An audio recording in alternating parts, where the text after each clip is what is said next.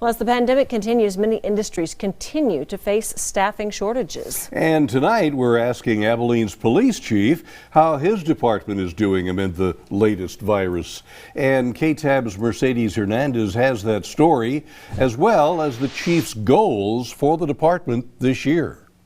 Abilene Police Chief Marcus Dudley says the current surge in local COVID cases has thankfully not had much impact on the department's daily operations. We have been fortunate that as soon as a wave of folks have gone out, by the time they return, the next wave is needing to be out ill, and so it's allowed us to be able to transition without having to take some drastic measures. He says in an effort to keep officers healthy, sanitizing has been a priority. We're going to continue to keep doing decontamination efforts to try to make sure that our workspaces, our facility, to include the patrol vehicles that our folks are out working out of, get decontaminated as frequently as possible. Looking at staffing overall, Chief Dudley says there are only a handful of positions that need filling. Our authorized strength level is 216, and we currently have 205 sworn officers, so we are running short by about 11. A police academy taking place right now could help fill a few of those open spots. We brought in 17 folks,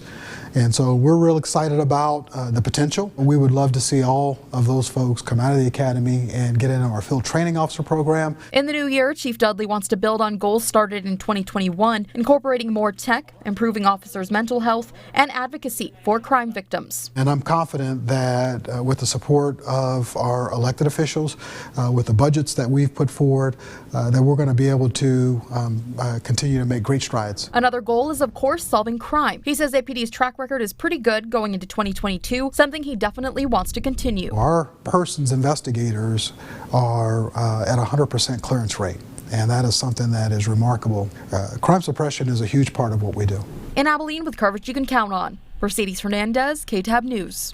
Thank you, Mercedes. Expanding on that track record set by persons investigators, Chief Dudley says of the 8 murders in Abilene last year, one of which was a traffic fatality, all were solved.